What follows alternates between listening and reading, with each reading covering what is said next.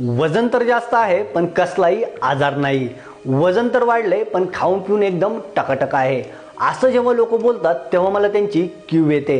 कारण आजार हे काही लाऊडस्पीकरवरती सांगून येत नाही, ते मुका हल्ला करतात आणि जेव्हा ते येतात तेव्हा परिस्थिती हाताच्या बाहेर गेलेली असते.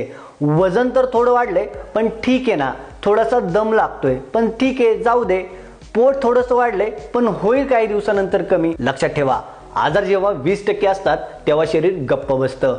40% झाल्यानंतर दम लागायला सुरुवात होते, 60% झाल्यानंतर थकवायला सुरुवात होते आणि 80% झाल्यानंतर हातामध्ये रिपोर्ट येतो. पण तेव्हा आपल्या हातामध्ये काहीच राहिलेलं नसतं. मग मोठं बिल आणि आठवड्यातून एकदा हॉस्पिटलची वारी. नक्की किती वजन वाढल्यानंतर कोणते आजार होतात ते मी तुम्हाला सांगतो. नंबर 1, जेव्हा आयडियल वेटपेक्षा 5 किलो वजन वाढतं तेव्हा इन्सुलिन रेझिस्टन्स व्हायला सुरुवात होते आणि पोट दिसायला सुरुवात होते.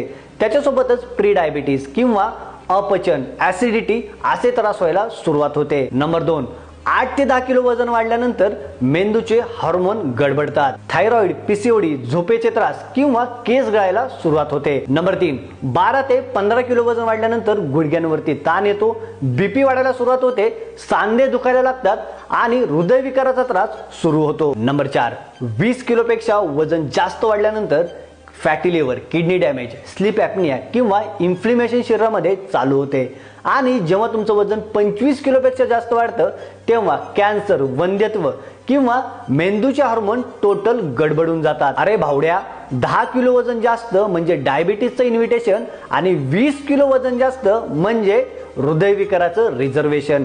त्याच्यामुळे या गोष्टीला हलक्यात घेऊ नका आणि आत्ताच वजन कमी करण्यावरती लक्ष द्या.